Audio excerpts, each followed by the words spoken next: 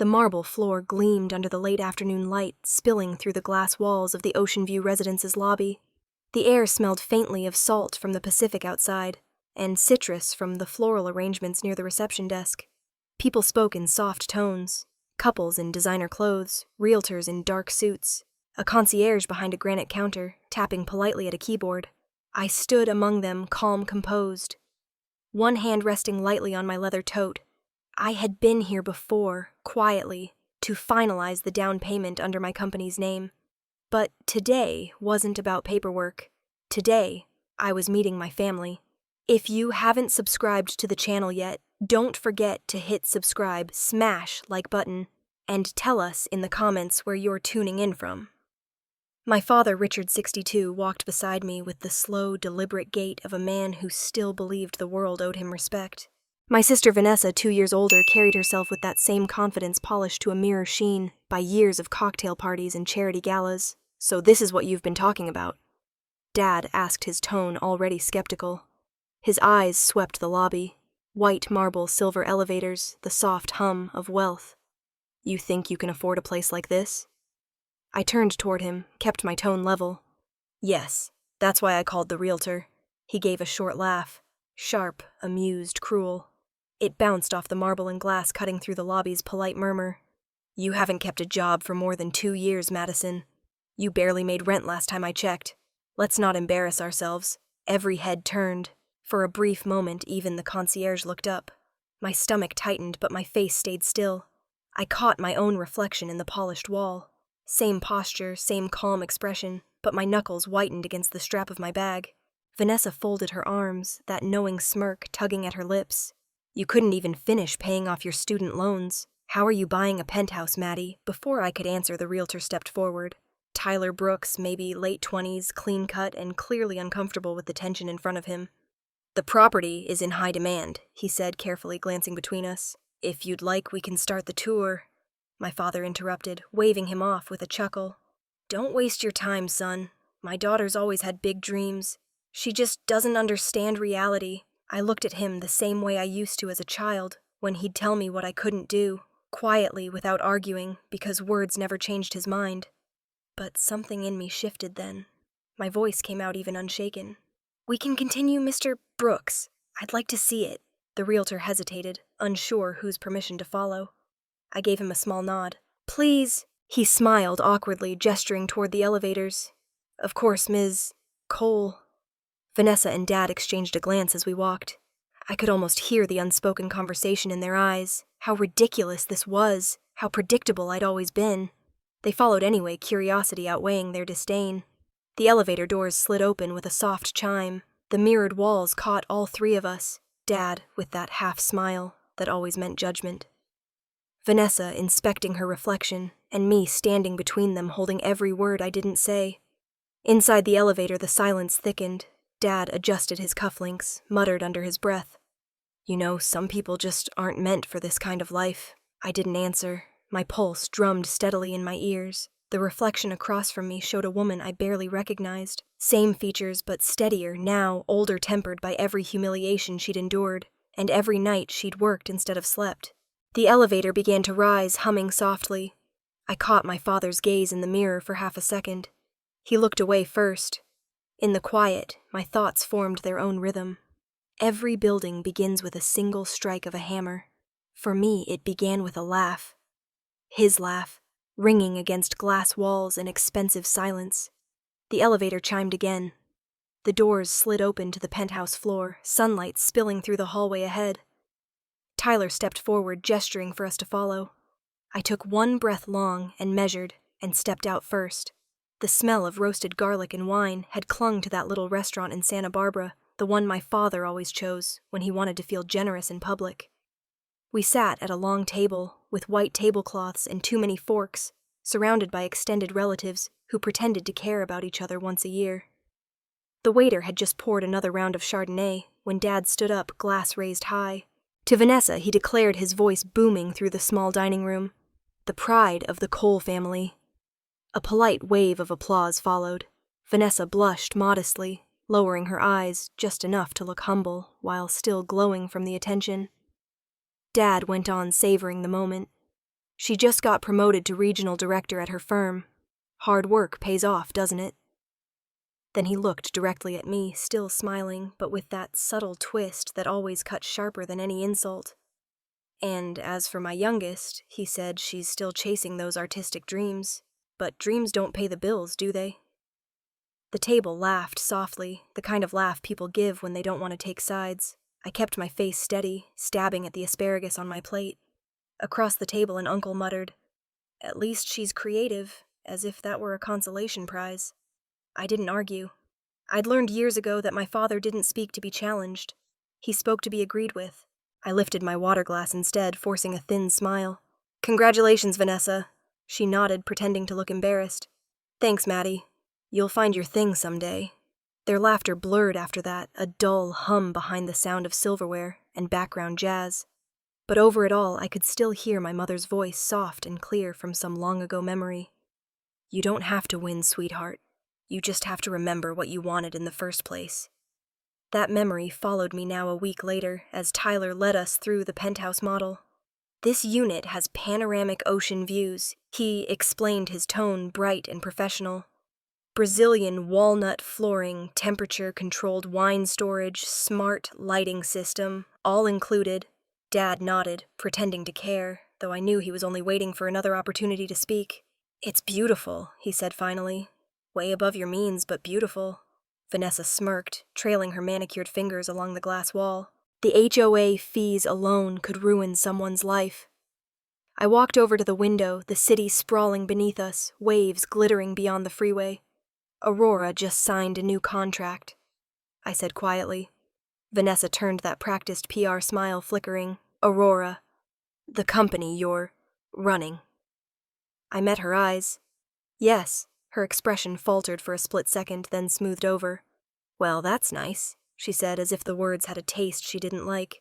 Tyler cleared his throat softly, shifting the energy in the room. "Would you like to see the rooftop next, Ms. Cole?" Dad was already moving toward the elevator, muttering, "Oh." Might as well see the rest of this fantasy. As we walked, Tyler kept glancing my way, reading the unspoken tension that pressed like humidity around us. "Your company." "Aurora?" he asked as we stepped into the elevator. "I've heard of it, I think. You do boutique interior projects, right?" I nodded. "Mostly hotels and commercial spaces." "That's impressive," he said sincerely, his tone breaking the thick air. Dad chuckled under his breath. "Impressive? You mean expensive?" Vanessa laughed softly, playing along. She's always been good at decorating Tyler. Even as a kid, she'd rearrange her room for hours. I let them talk. My reflection in the mirrored walls looked strangely calm. The elevator glided upward, and I kept my focus on the digital numbers blinking past. Tyler looked uncomfortable now, clearly regretting his small talk. When the doors opened to the rooftop level, the wind hit us. A clean rush of ocean air sharp with salt and sunlight. The space was wide and open, surrounded by glass railings. The Pacific shimmered in every direction. Vanessa gasped, genuinely impressed. "Okay, I'll admit, this view is insane." Tyler smiled, relieved to be back in his element. "It really is something special. Sunset here is unbelievable." Dad looked around, hands in his pockets, his posture straightening with that familiar superiority. "It's too much," he said finally. "A place like this needs someone who already belongs to this world." He turned to me, eyes narrowing. "You never did learn where you belong, did you?" For a moment, the wind swallowed everything. The noise, the sting, even my thoughts. Then I answered softly. "Maybe I'm still deciding." Vanessa stepped closer to Dad, looping her arm through his. "She always says things like that. You can't take it seriously." Tyler pretended to check his notes, his discomfort obvious. I looked out at the horizon again, the sun dipping lower, the waves turning copper. Between family and strangers, I thought sometimes it's the stranger who shows the most kindness. As we headed back toward the elevator, Vanessa stayed a few steps behind, watching me in silence. When the doors opened, she hesitated before stepping in. For the first time, I saw something new in her eyes. Not pity, not mockery, but the faint glimmer of recognition. She didn't say anything, and neither did I. The elevator doors slid shut between us, sealing the silence like glass. Tyler stood by the marble counter near the window display, scrolling through his iPad to confirm the next property on the list. His fingers froze halfway down the screen. There, under my name, in bold gray text, top-tier client, Aurora studio account, priority client since 2022. I was standing across the room, studying a scale model of the building, the sleek glass structure catching the afternoon light. I didn't notice the look that crossed his face, the subtle shift from polite uncertainty to quiet recognition. Dad's voice sliced through the air again. "So tell me," he said to Tyler, gesturing toward me, "how often do you get people like her in here, pretending they can afford this kind of life?" Vanessa exhaled an exaggerated sigh. "Dad, stop," she said, though there was a glint of amusement in her eyes. "He's just doing his job." She turned to me, her tone coated in sweetness. "Maddie, he's asking a real question. Do you actually have the money to make the down payment?" The air thickened heavy and unmoving. I could almost hear the blood pulsing in my ears. I kept my gaze on the miniature penthouse before me, its perfect tiny windows gleaming under the recessed lighting. "I don't need anyone to remember my name," I said quietly. "I just need to keep building." Dad let out another low chuckle, a sound that carried more contempt than humor. "Building what, Madison?" "Your illusions." He turned back to Tyler. "See, she's been like this since high school, always reaching for things that aren't hers." Tyler looked trapped between professionalism and decency. He hesitated, his finger still on the screen. Then, something shifted. Maybe it was the way Dad smirked, maybe the way I refused to flinch. Whatever it was, he cleared his throat, his voice steadying as he spoke. "Sir," he said carefully, just to clarify, "Ms. Cole is one of our top-tier clients. This unit has already been pre-approved under her corporate account. She's actually listed with our firm as a priority client." The words hung there like the first drop of rain before a storm. Dad froze. His mouth stayed open, but no sound came out. Vanessa blinked, her smirk dissolving into confusion. What she whispered, her eyes darting between me and Tyler. I turned slowly, catching Tyler's uneasy glance. His posture was stiff now, as if realizing what he'd just revealed. "The property's under review. For Aurora Studio, correct," he added, trying to soften the blow. I nodded once. "That's right." Dad finally found his voice, but it came out quieter than before. "You mean, you're serious?" I met his eyes evenly. I was always serious. Silence filled the room. The ticking of the air vent above us sounded deafening. Vanessa shifted, crossing her arms tightly, her confidence slipping like sand through fingers. Tyler adjusted his tie, clearly wishing he could disappear. "Would you like to see the balcony, Ms. Cole?" I smiled faintly. "Yes, let's do that." As we walked toward the glass doors leading to the balcony, I heard Dad whisper under his breath, "Unbelievable." The word wasn't anger this time, it was disbelief, the sound of certainty cracking. The balcony doors slid open with a soft hiss. Sunlight poured in, golden and sharp. The city spread out below us. From here, Los Angeles looked quiet, almost unreal. Rooftops, palm trees, the Pacific glimmering at the edge of everything. Vanessa stepped beside me, her voice low. "So this is yours." I didn't look at her. "It will be—" Tyler, still trying to recover his composure, spoke quickly. "The unit comes with full concierge service, private elevator access, and 2 parking spaces in the underground garage." Dad stood near the doorway, hands deep in his pockets, staring out without speaking. The lines around his eyes looked deeper, harder. "You kept this from us," he said finally. "All this time." I turned to face him, calm but steady. "There wasn't much point in telling you was there." His jaw tightened. "You've changed." "No," I said. "I just stopped asking for permission." Vanessa swallowed the sound audible in the quiet. "You actually bought it through your company." "Aurora owns several properties," I said. "It's good for meetings, client hosting design showcases." I paused, glancing back toward the skyline. "But this one's personal." Dad's lips parted as if to say something, then closed again. The sharp certainty in his posture had wilted into something smaller, something human. Tyler gave me a cautious smile, his professionalism returning. "Would you like me to arrange a private tour schedule, Ms. Cole?" I nodded. "Yes, tomorrow morning works, of course." He scribbled something on his tablet, his tone respectful now, not tentative. Vanessa took a deep breath, trying to sound casual. Well, she said, her voice trembling at the edges. Looks like I owe you an apology. I met her gaze briefly. You don't owe me anything. The elevator chimed again behind us, echoing through the marble space. Tyler gestured toward it, but I lingered for a second longer, watching my reflection in the glass. For the first time in years, it didn't look like the reflection of someone proving herself. It looked like someone who already had. As the others walked toward the elevator, I stayed by the window. My father's laughter had once filled every space I entered. Now it was gone, replaced by something even louder. The silence that follows when truth speaks for itself. I took one last look at the city before turning to join them.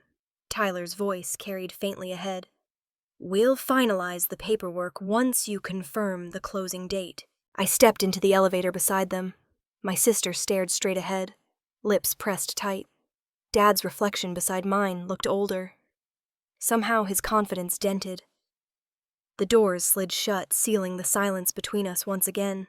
And in that silence, I thought I didn't need to shout to be heard. Sometimes all it takes is one accidental witness to tell the truth you've been holding all along. Morning sunlight poured through the glass walls of Aurora Studio, catching on the edges of blueprints spread across the long oak table. The office smelled faintly of coffee and new paper. Clean, focused, alive. Outside, Santa Monica was waking up joggers on Ocean Avenue, gulls circling above waves breaking softly in the distance. Inside, my world felt steadier than it had in years. Lauren Carter, my CFO, leaned over the screen of her laptop. We're finalizing the budget for the Haven Line project in San Diego, she said. The client wants a design proposal by Friday. They're flying in from New York next week. I nodded, scanning the plans. The hotel chain had been one of our biggest contracts, the one that pushed Aurora into the national spotlight. Good, I said. Let's keep the palette warm coastal tones, something that reflects the city but still feels timeless. Across the table, Clara Nguyen typed notes quickly, her dark ponytail swinging as she moved. She'd been with me for 3 years, steady and loyal, the kind of person who didn't need to be told twice. I'll make sure the renderings are updated by noon, she said. Then hesitantly, by the way, I saw that article about yesterday's showing. I looked up. Already. She grimaced.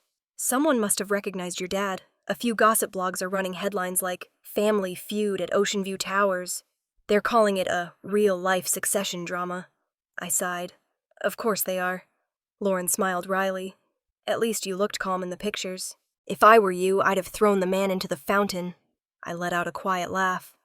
I've done enough fighting with him for one lifetime. The moment lightened the room for a beat, until Lauren's phone buzzed. She glanced at it, and her expression shifted. Speaking of fighting, she said, sliding her phone toward me. On the screen was an email with the subject line, Re-Copyright Appeal. Notice of hearing. I felt my chest tighten. They filed again. Lauren nodded. Yesterday evening. The old firm's not letting it go. They've appealed the 2019 ruling claiming new evidence. For a second, the office noise faded into static.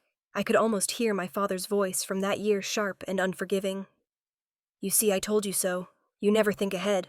Clara looked between us, concerned. You want me to get the legal team on it? Yes, I said finally. But this time, we don't go in defensive. We go in prepared. Find the old drafts, the email archives, everything from before 2019. Lauren hesitated. You sure you want to handle this personally? We can assign it. I shook my head. No one's going to defend my work better than I can.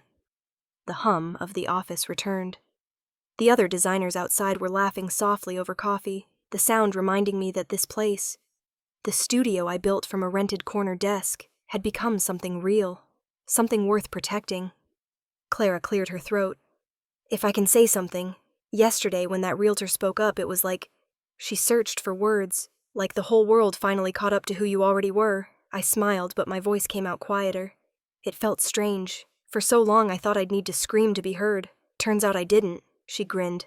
That's because your work speaks louder. Lauren set down her coffee mug, watching me closely. You okay, Maddie? You've had a week. I'm fine, I said. There are battles you win by standing still. Her brow furrowed. That sounds like something Helen would have said. At the sound of my mother's name, a faint ache bloomed behind my ribs. I turned toward the photo frame on my desk. A black and white picture of her standing in front of her classroom chalk dust, on her hands smiling like she believed in everyone she met. I think about her every time I sign a contract, I said. She used to tell me that patience builds stronger foundations than pride. Lauren nodded, gentle. She'd be proud. I didn't answer. I didn't need to. The silence said enough. Clara came back with her laptop scrolling fast. I found the initial drafts from your old project, time-stamped, geotagged, backed up twice. They can't twist this. I looked at the files. Dozens of sketches, emails, invoices, all pieces of my past, all proof of what I'd built with no one's help. Good, I said. Keep copies off-site too. I'm not giving them another chance to rewrite my story. Lauren exhaled. You've come a long way since 2019. I met her eyes. Back then I broke down because no one believed me. Now I stand because they still don't. For a moment we all went quiet again. Outside, the wind brushed against the glass, scattering sunlight across the floor. It felt like time had folded the woman I was then, and the woman I am now, standing in the same room, finally seeing each other clearly. My computer pinged. A new email. I opened it. The subject line read, Court hearing scheduled. September 2024. A chill ran through me, not of fear, but resolve. Clara looked over my shoulder. That's soon. Soon enough, I murmured. I minimized the window and leaned back, letting the weight of it settle. The office had gone quiet, except for the distant hum of printers and keyboards. I thought of the day ahead, the meetings, the calls, the deadlines, but my mind stayed on that date glowing on the screen. Let them come, I said under my breath. This time, I'm not standing alone. Lauren looked up from her laptop. What did you say? I smiled faintly, just thinking out loud. The phone rang somewhere in the background, breaking the silence. Clara went to answer it. I stood, straightened my blazer, and walked to the window. Below, the Pacific shimmered in the distance. Bright, endless, unbothered. I pressed a hand lightly against the glass. Every foundation I thought begins with pressure. And pressure, if you learn to bear it, turns glass into something unbreakable. Saturday mornings at Aurora Studio were usually quiet. Just the low hum of printers, the clinking of coffee mugs, and the faint scratch of pencils on tracing paper. I was sketching revisions for the Haven Line project when Clara appeared at my office door, hesitating. Your sister's here, she said softly. My pencil froze mid-line. I looked up. Vanessa. Clara nodded. She's waiting in the lobby. Says it's urgent. I leaned back in my chair, feeling that small, old weight settle on my chest. The one that always came before a family conversation. Send her in. Vanessa walked in a minute later, perfectly dressed as always, though the cracks showed this time. Her makeup couldn't hide the dark circles under her eyes. The crisp blazer she wore looked like armor over exhaustion. She stopped in the middle of my glass office, glancing around at the clean walls, the organized sketches, the quiet focus of my team, visible beyond the glass. You've done well for yourself, she said. It wasn't praise. It was observation. Sit, I said. She did. There was a pause before she spoke again. I need to talk to you, Maddie. Her voice wavered in a way I'd never heard before. What's going on?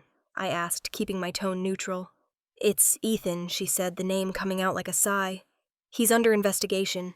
Tax fraud, wire transfers, stuff I don't even understand. The IRS froze everything. Our accounts, my credit cards. I might lose my job. I didn't speak. The only sound came from the distant buzz of the design printers outside. She looked down at her hands. I thought I could handle it, but the people at work, they look at me like I'm toxic now, like I'm part of it. I studied her for a long moment. My sister, who once measured success by who she stood beside, was sitting across from me now, unable to stand at all. Finally, I said quietly, You're tasting what it feels like to be looked down on. Her eyes snapped up, hurt, flashing across her face. I didn't come here for that. I know, I said, but you asked what I learned all those years you laughed at me. That's one of the lessons. Vanessa pressed her palms together like she was holding something invisible that might break. I used to think you were stupid, she said softly. Walking away from security, from Dad's approval, from everything. I thought you were running from reality. But now I think maybe I was the one running. I stayed quiet, watching her fight tears she didn't want to shed. I don't know how to live without someone telling me I'm doing okay, she whispered. That's the thing I said. You're not supposed to wait for someone to tell you. She looked up, her voice breaking. Can you help me? Please. The plea caught something in me off guard. For a second, I almost said yes. But the truth came out instead. It's not that I don't want to help you, Vanessa. It's that you have to help yourself first. You can't rebuild using someone else's foundation. Her eyes darted around the office again. The sketches pinned to the wall the 3D model of our latest project, the quiet hum of women working confidently at their desks. She exhaled shakily. You really did it, didn't you? You built what Dad never believed you could. I leaned back in my chair, my voice steady. I didn't build it for him. Or for you. I built it so I'd never need anyone's permission again. She gave a small, bitter laugh. That's the difference between us. You were always brave enough to start over. No, I said. I was just desperate enough to stop waiting. Her face softened then, and she stood straightening her blazer. I don't expect you to forgive me. I just didn't know where else to go. I rose, too, walking her to the door. You don't need forgiveness. You just need to stop apologizing for the wrong things. She paused, hand on the glass door, her reflection overlapping with mine. For a moment, we looked like two versions of the same woman, one still breaking, one already rebuilt. Vanessa turned slightly. You know when Dad said you'd never make it? I believed him. I nodded. Most people did. She took a shaky breath. And now? I met her eyes. Now I just don't need anyone to believe in me. As long as no one laughs. The words hung between us. She blinked hard, swallowed, and pushed the door open. The office went silent again after she left, except for the faint sound of waves outside the glass windows and the distant chatter of my team. I turned back to my desk, the half-finished sketch still waiting. My pencil hovered above the page but didn't move. Through the glass wall, I saw Vanessa walk past the reception area. Her reflection slid across the polished floor. Smaller, slower, but still proud in her own way. I let out a long breath I hadn't realized I was holding. People only learn when the fall hurts enough, I thought, when standing up requires a new way to balance. Outside, the sunlight shifted across the floor. Somewhere deep down, I hoped she'd find her footing. But I didn't chase her. Some lessons can't be taught by holding someone's hand.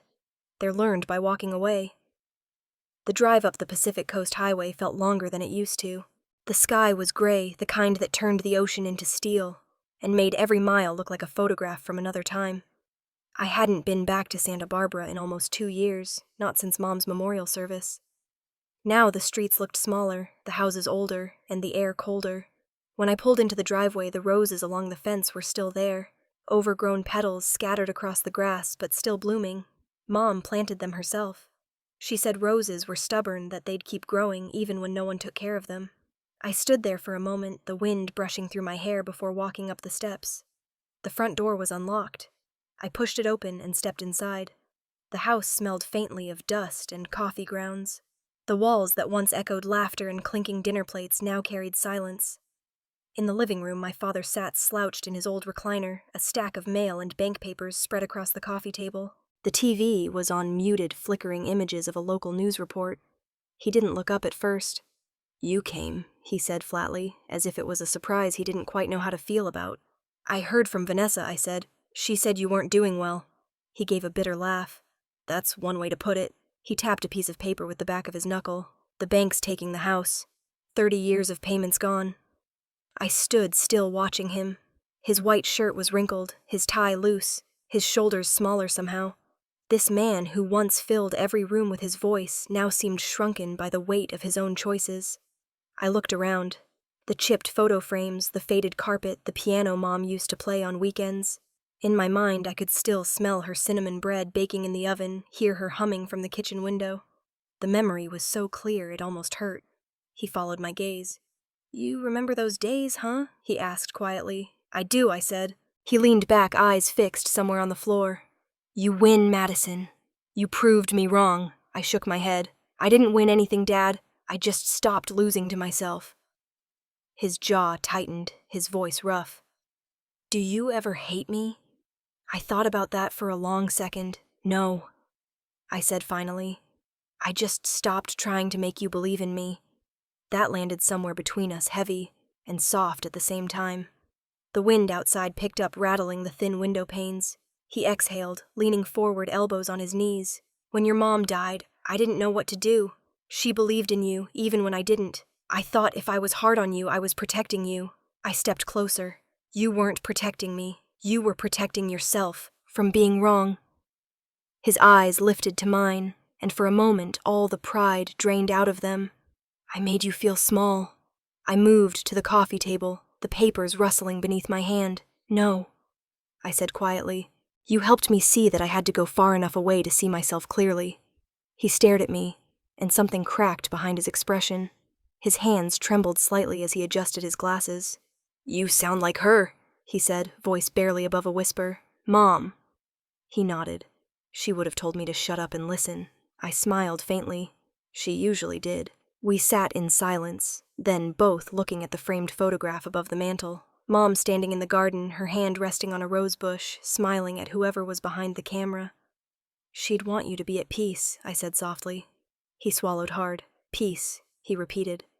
It feels like something I don't deserve. Maybe not. I said gently, but you can still find it. He chuckled weakly. Always have to have the last word, don't you? Guess I learned it from you. A slow smile touched his face, and for the first time in a long time, the room didn't feel like a battleground. It felt quiet, honest. I stood after a while smoothing my jacket.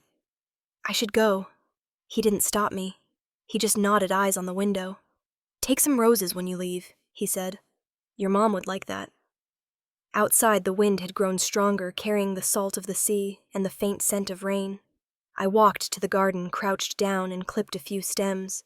The petals brushed against my fingers, soft, trembling, alive. I looked back at the house one last time. Through the front window, I could see Dad sitting there, still in his chair, head bowed slightly, as if he were finally letting the noise inside him settle. The wind swept through the garden again, and the roses swayed, bending without breaking. Forgiveness doesn't arrive in words, I thought. It arrives when the heart stops searching for someone to blame.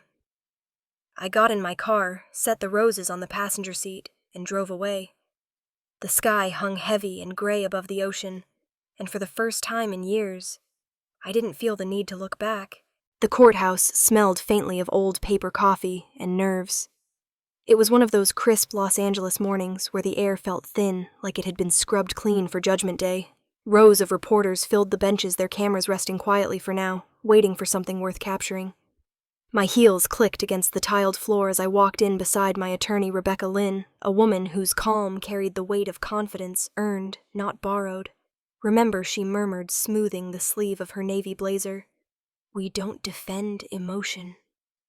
We defend facts. I nodded, clutching the portfolio against my chest. Facts, I repeated. Across the aisle, the opposing team stood ready. 3 men in identical suits and a woman typing furiously on her laptop.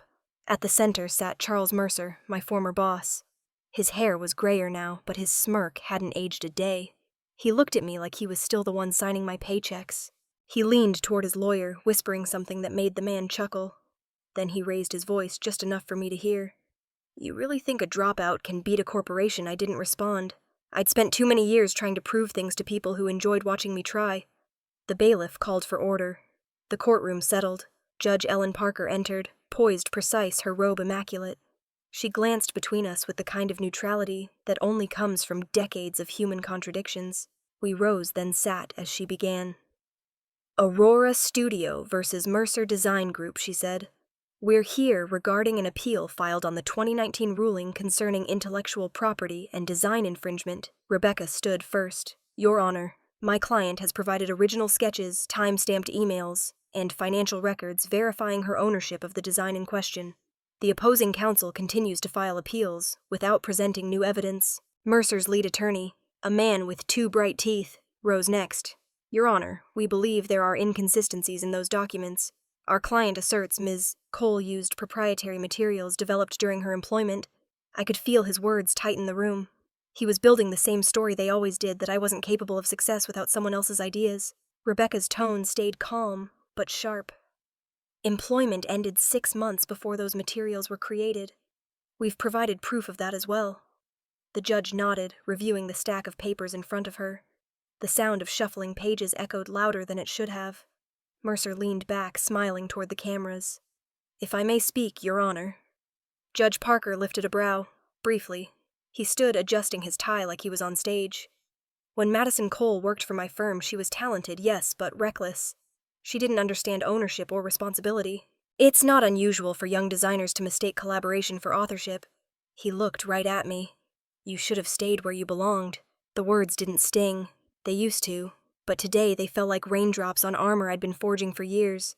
I stood slowly. Rebecca gave me a look, but didn't stop me. Your Honor. May I? The judge gestured for me to proceed. I walked to the projector, my heels echoing through the silence. This, I said, opening the portfolio, is the first concept sketch of the Haven Line design. It was drawn in my apartment on March 14th, 2019. Not in any Mercer design office. I handed a printed email chain to the clerk. This is the client's correspondence acknowledging that version before their firm even saw it. Then, without raising my voice, I looked at Mercer. You told me once that silence means weakness. I believed you for a long time. But I've learned something since then. Silence can also be strength. It lets the truth speak when noise runs out. The courtroom murmured. The judge tapped her pen lightly. Mr. Mercer, do you wish to respond? His lawyer rose quickly. Your Honor, this is irrelevant to the appeal. On the contrary, Judge Parker said, her tone sharp enough to cut the room in half. We are here to discuss evidence, not egos, and the evidence is clear. She lifted the file before her, her gaze steady. Aurora Studio retains all rights to the Haven Line design. Mercer Design's appeal is denied. The words landed with finality. Cameras flashed. Someone in the gallery gasped. I exhaled my grip, loosening on the folder in my hands. The judge continued, voice even. Furthermore, damages awarded from the previous ruling remain in place. $5 million payable to Aurora Studio within 30 days. Rebecca touched my arm lightly. A silent, we did it. I nodded, still processing. Across the room, Mercer sat motionless, his smirk gone, his face pale. His attorney whispered something to him, but he didn't respond. He just stared at the floor. When court adjourned, reporters swarmed near the door, shouting questions. Ms. Cole, do you have a statement? Was this personal? What will you do with the settlement? I ignored them. Outside the courthouse, the air felt different, cleaner, sharper, like the city had exhaled with me. Vanessa stood near the steps, clutching a coffee cup with both hands. She smiled tentatively when she saw me. You did it, she said. You really did it. I looked at her, then at the courthouse behind me. No. I said quietly, I just got back what was already mine. She nodded, understanding more than she used to. That evening the office was empty when I returned. The city glowed beyond the glass walls, each light a small reminder that someone somewhere was still awake, still building. I turned on the lamp at my desk. The architectural model of the Haven Line project sat in the corner, illuminated in soft gold. I ran my fingers along the tiny edges of its glass facade. Honor isn't given. I thought, it's reclaimed, piece by piece, proof by proof. Until the noise quiets, and all that's left is the sound of your own breath. I stood there a long time, just listening to that silence. The week after the trial passed in a blur. The studio ran like a machine, meetings, phone calls, blueprints. But I felt detached from it all, as if the rhythm that used to drive me now moved without me. My office was quiet, that morning sunlight pooling over the glass table, the smell of cold coffee filling the air. I sat staring at the stack of folders in front of me, untouched. Every line on the page blurred together, numbers and sketches dissolving into noise. My body felt heavy, my thoughts heavier. Winning had taken more out of me than I'd expected. The door opened gently and Clara peeked in. You didn't sleep again, did you? She asked, holding a fresh mug of coffee. I smiled faintly. Is it that obvious? You look like you've been thinking instead of breathing, she said, setting the mug down. You won Maddie. You should rest. Maybe even celebrate a little. I glanced at her, shaking my head. Winning doesn't mean peace. It just means the noise stopped for a while. She sighed, half frustrated, half concerned. You've been running on fumes since the verdict. People are proud of you. You're all over the news. She turned her phone around to show me headlines. Aurora Studio triumphs in landmark case. Madison Cole, the woman who redefined integrity. She fought back with grace, says industry peers. I scanned the screen. There were hundreds of comments calling me an inspiration. A role model. A few criticized me too, people who said I was too composed, too cold. I handed her the phone back. They don't know me, I said quietly. They only know the version that fits the story. Clara hesitated. Maybe that version's not so bad. Maybe, I murmured through the word felt hollow. After she left, I leaned back in my chair and watched the sunlight fade into the walls. The hum of the office outside sounded distant, almost underwater. For the first time in months, there was no crisis to solve. Just quiet.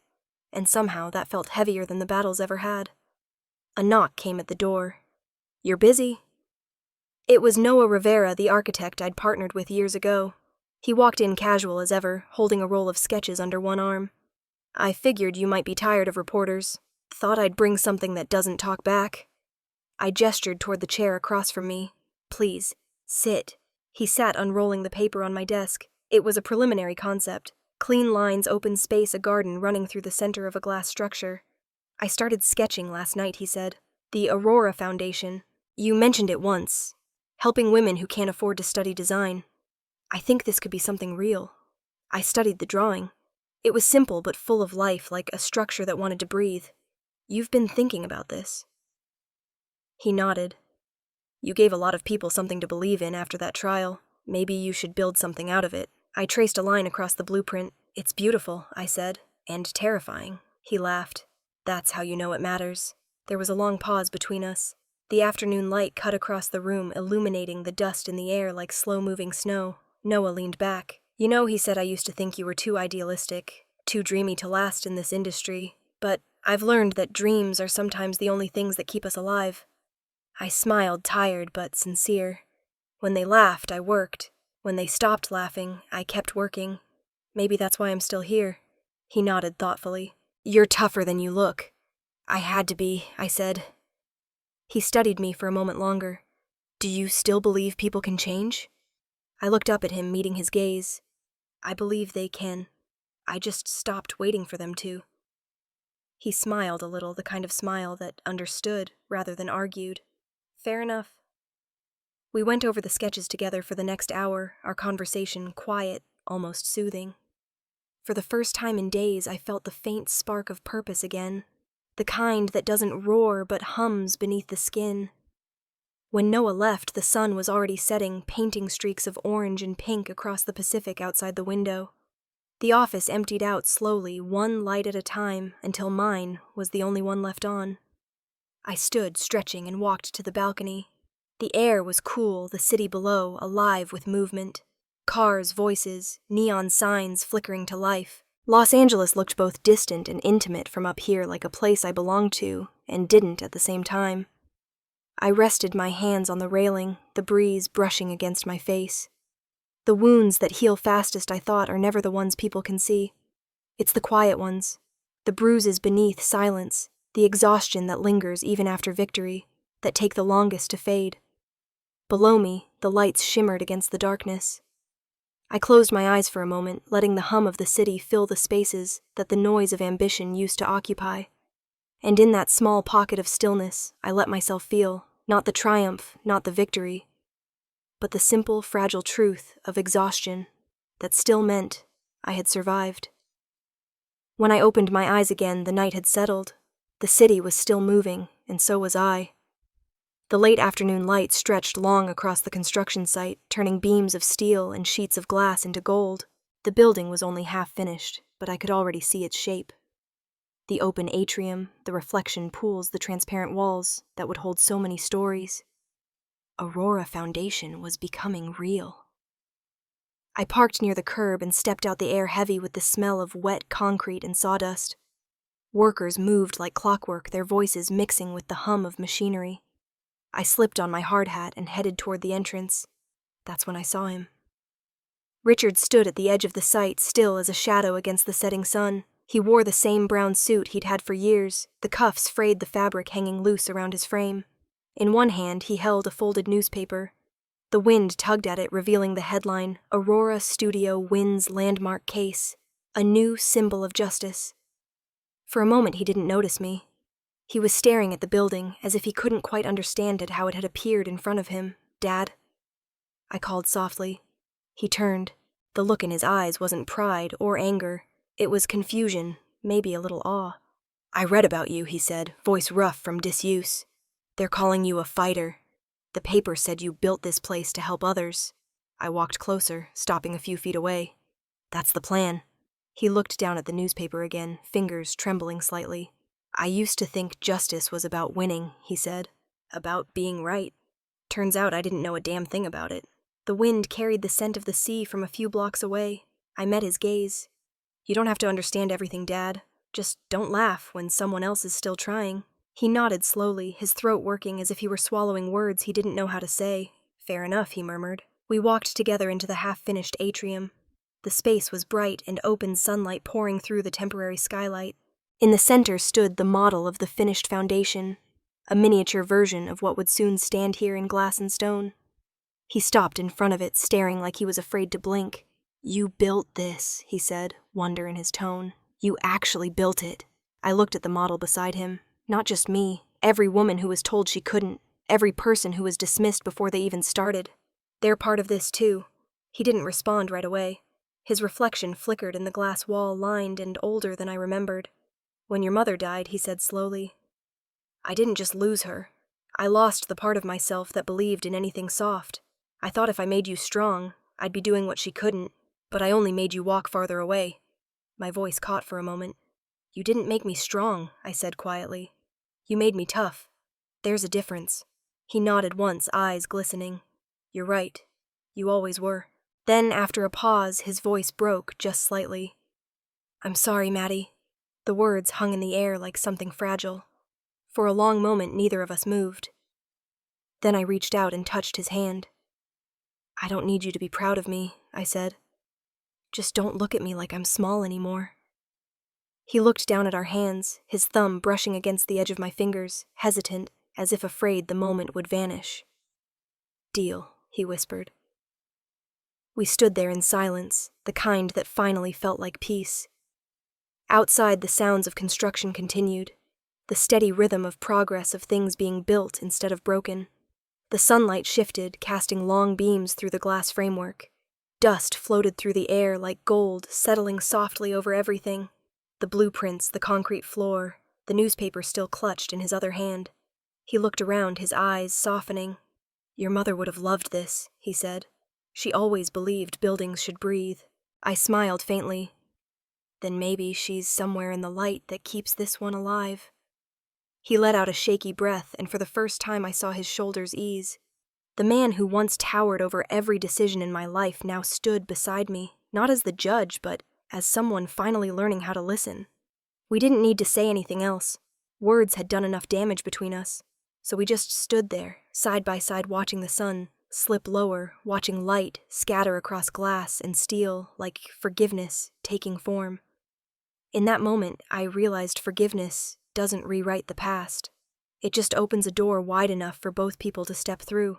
The air smelled of dust and salt. The workers' voices faded as the day ended. Dad turned to me once more, his voice low, steady. You did good, kid. I looked up at him, smiling softly. So did you, eventually. He chuckled quietly, and that small sound, the first real laugh I'd heard from him in years, broke something heavy in me I didn't know I was still carrying. We stood there until the light faded, the unfinished building glowing faintly in the dusk, like a promise still being written. It was late morning when I saw her standing outside the gate of the nearly finished Aurora Foundation. The sky was bright but heavy with heat, the kind that made everything shimmer just slightly. Vanessa stood there in her beige blazer and pressed skirt, clutching a folder so tightly that her knuckles had gone white. Her hair was pulled back neatly, though a few strands had escaped, framing a face that looked older than it should. For a while she didn't move, just stared through the glass fence at the building, as if it were something she couldn't quite believe was real. I watched her from the entrance steps until she finally noticed me. Are you planning to stand there all day? I asked, walking toward her. She startled a little, then gave a small, tired smile. I wasn't sure I should come in. Why not? Because she said quietly, lifting the folder a little. I'm here to apply for a job, and I figured they probably don't hire people who once tried to destroy their founder's reputation. Her honesty hit harder than any apology could have. I folded my arms, the breeze tugging gently at my jacket.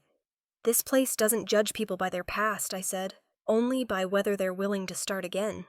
Vanessa looked at me for a long moment like she was searching for the catch. Then she exhaled the sound, almost a laugh.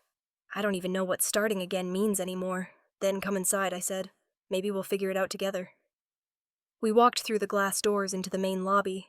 The space was bright sunlight pouring through the skylights and scattering across polished marble. A few young interns greeted us with warm smiles, and I caught Vanessa's face softening at the sound of their cheerful, "Good morning, Ms.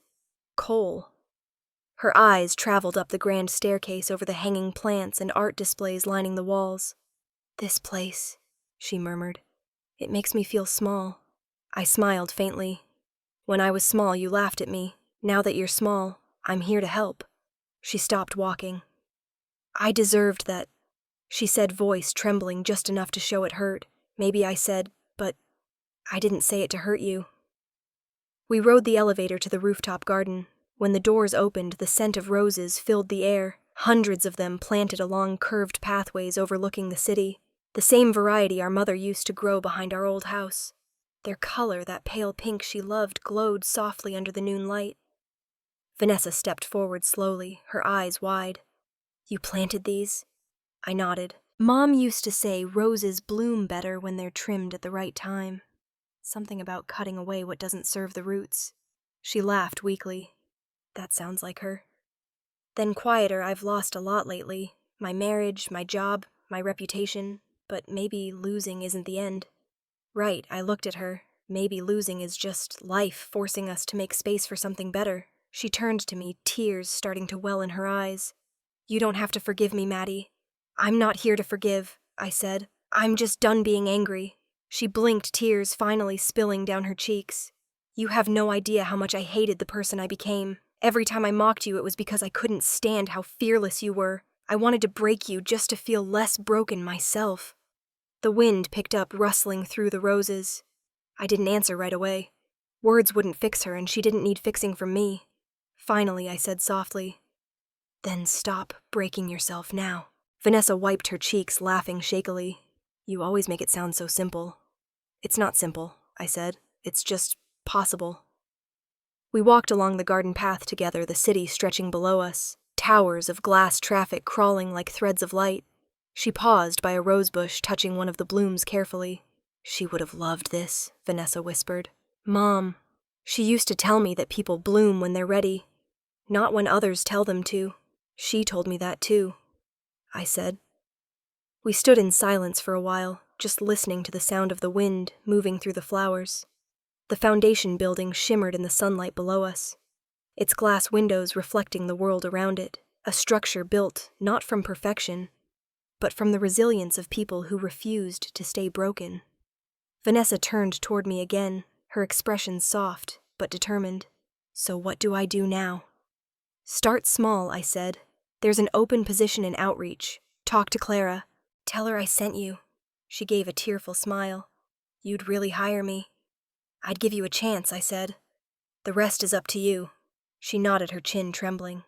"Thank you." As we headed back toward the elevator, she stopped once more, looking over her shoulder at the roses. "You know," she said quietly, "I always thought strength meant not crying, but maybe strength is looking at the person you hurt and still wanting them to be okay." I met her eyes. "That's closer to the truth than anything Dad ever taught us." She laughed softly through her tears, then stepped forward and hugged me. It wasn't the polite embrace of sisters who pretend to get along. It was the kind that carries years of regret, the kind that says everything words never could. I held her tight, the scent of roses wrapping around us. The wind blew stronger, then sweeping through the garden, bending the flowers without breaking them. When we finally pulled apart, she took a deep breath, straightened her shoulders, and walked toward the elevator alone. For the first time in a long time, I didn't feel the need to follow. I turned back to the garden. The roses swayed gently, their petals catching the light. People think strength means never crying, but real strength, I realized, is standing in front of the person who once broke you, and wishing them peace anyway. A year later, the hall of the Aurora Foundation shimmered under the soft glow of golden lights. The scent of fresh lilies filled the air, mixing with the quiet murmur of voices. Investors, journalists, and friends of the project gathered from across California. Camera flashes sparked like fireflies. It felt surreal seeing my name engraved on the marble wall, not as a designer this time, but as a founder. I stood behind the stage curtains, smoothing the edge of my navy gown. The hum of conversation filled the space. but all I could hear was the faint sound of my own heartbeat. I had spent years building this place from blueprints and belief, and tonight it would finally open its doors. Ms. Cole. I turned. Tyler Brooks was walking toward me, dressed in a sharp suit, still carrying that same polite confidence he had the day we met. He smiled, his tone warm but teasing. Hard to believe this is the same woman I once showed an apartment to. I laughed softly. You don't have to remember that day, Mr. Brooks. Just don't forget. People can change their roles in a story. He chuckled, nodding toward the stage. You've done something incredible here. Most people would have stopped after proving everyone wrong. I didn't build this to prove anyone wrong, I said, glancing toward the glowing Aurora logo on the backdrop. I built it so that no one else would have to start from zero like I did. He looked at me for a moment longer, thoughtful, then said quietly, You're the kind of client every story should end with. Before I could respond, the event organizer gestured to me from the wings. Ms. Cole, it's time. The lights dimmed slightly. The crowd hushed. I stepped onto the stage, the golden light warming my face as I approached the podium. Behind me, the logo of the foundation illuminated the screen, its curved lines resembling rising sunlight. Good evening. I began, my voice steady despite the rush of nerves beneath it. A year ago, this was just an idea drawn on the back of a napkin. Today, it's a space for anyone who's ever been told, you can't. Aurora isn't just a building, it's a promise. A promise that no voice, no matter how small, deserves to be ignored. A few cameras clicked. The audience leaned in. In the front row, I spotted my father and Vanessa sitting side by side. Their faces were still listening, but their eyes, soft, proud, uncertain, told a story of their own. A journalist raised her hand. Ms. Cole, how do you respond to news that Mercer Design is planning another appeal? I smiled slightly, the kind that didn't need to hide history. I trust the law, I said simply, and I trust time. It has a way of standing with the people who were right all along. Applause spread across the room, slow at first, then swelling into something full and warm. As I stepped away from the microphone, I saw movement at the edge of the stage. My father was standing holding one of the backup microphones. The crowd fell silent again. He walked up slowly, his old suit crisp, his steps deliberate. He turned toward the audience, cleared his throat, and said, I'm not on the program tonight, so forgive me. A nervous laugh rippled through the crowd. Then his tone softened. I used to laugh at my daughter. I used to tell her she was reaching too high, that dreams were things for people who could afford to fail. But tonight, I stand in a building she built, with her own hands, her own will. And I just want to say, thank you. For not laughing back. The room went completely still. Then all at once, applause erupted, louder, longer than before. I stood frozen, the lump in my throat tightening until it almost hurt. My father handed the mic back and gave a small, almost embarrassed nod before taking his seat again. I looked down at Vanessa. She was crying quietly, her hands clasped in her lap. When the applause faded, Tyler leaned toward me from where he stood near the side of the stage. You really are a top-tier client, he said softly. Not just in their files, but in how you live. I couldn't help but laugh. That's a first, I said. The event continued. Donors, speaking volunteers, recognized a short video about the foundation's future. I barely heard any of it. My mind was somewhere else, caught between past and present, between the laughter that once tried to break me and the silence that now surrounded it. When the ceremony ended, I stepped down from the stage. Reporters approached with microphones, but I waved them off gently. Across the room, my father stood beside Vanessa, his posture straighter than I'd seen in years. He caught my eye and gave a small nod. No words, no gestures, just that quiet acknowledgement we'd both waited a lifetime for. Later, after most of the guests had gone, a delivery man approached carrying a bouquet of white lilies. For you, Ms. Cole, he said, handing me the card attached. It was from Judge Ellen Parker. The note was written in neat cursive. Justice isn't just in verdicts. It's in how we use our victories. I held the card for a long time, the meaning of it sinking deeper than I expected.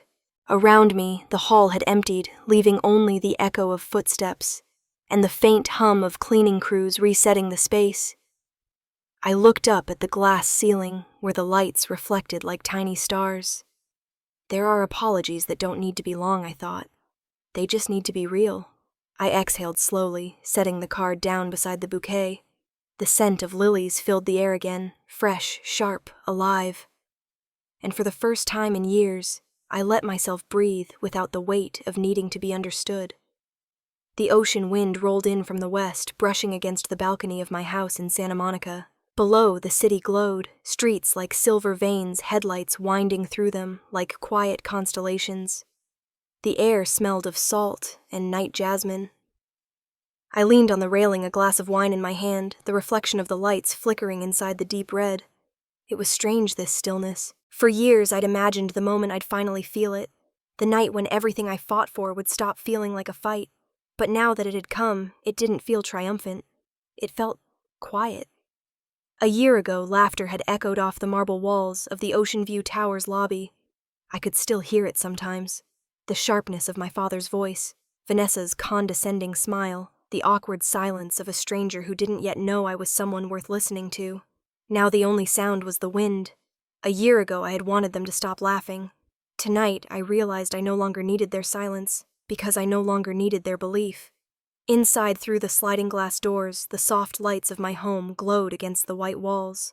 On the shelf by the window sat a small model of the Aurora Foundation, its glass panels gleaming like a miniature city within a city. I walked toward it, setting my wine down beside it. My fingers traced the tiny engraved letters, Aurora Foundation for Women in Design. Every inch of it carried a memory. The first sketch drawn on the back of an invoice when I couldn't afford proper paper. The first intern who believed in me enough to work unpaid for a month. The first late night that turned into morning because we were chasing something bigger than money. The world had tried to tell me who I was. I had simply decided to tell it back. I stood by the model and let my eyes drift across the room. The walls were lined with framed blueprints, awards photographs from the foundation's opening earlier that day. Somewhere behind all of that, beyond the noise, beyond the flash of cameras, were the people who had shaped me. My mother laughing in the kitchen, flour on her hands. My father humbled and quiet, at last learning to listen instead of lead. Vanessa, her arms wrapped around me on the rooftop garden, crying into my shoulder. Tyler, smiling on stage, calling me a top-tier client like it was more than a title. Noah handing me the first sketch of the foundation and saying dreams were meant to keep us alive. Pieces of a life.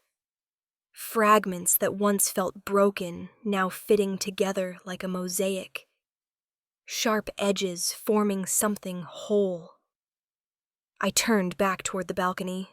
The waves crashed faintly in the distance, steady, unbothered by everything humanity had built above them. I took a sip of wine and let the cool air sting my skin. Justice. I used to think it meant making them bow their heads. That if I could just prove myself loudly enough, I could undo all the ways I'd been dismissed. But that wasn't justice. Justice was standing here looking out at a city that had once chewed me up and realizing I no longer had to prove anything to anyone. Justice was the ability to hold peace without needing applause. I smiled to myself, the kind of smile that comes after storms. Not because the clouds are gone, but because you've learned how to breathe through the rain. I reached for the switch by the door and turned off the balcony light. The house dimmed, leaving only the glow from the city below and the soft silver of moonlight spilling over the railing. Somewhere far below, a car horn echoed, then faded. The ocean whispered against the shore. If anyone had told me years ago that revenge could look like peace, I would have laughed. But now I knew better. Revenge didn't have to be loud. It didn't have to hurt. The sweetest revenge was simply becoming someone who no longer needed it. I looked out one last time at the skyline, the reflection of downtown lights glimmering over the Pacific endless and alive. And to whoever might have needed to hear it, I said softly, "If you've ever been laughed at, remember, your silence might be the loudest echo they'll ever hear." The waves rolled again steady and sure.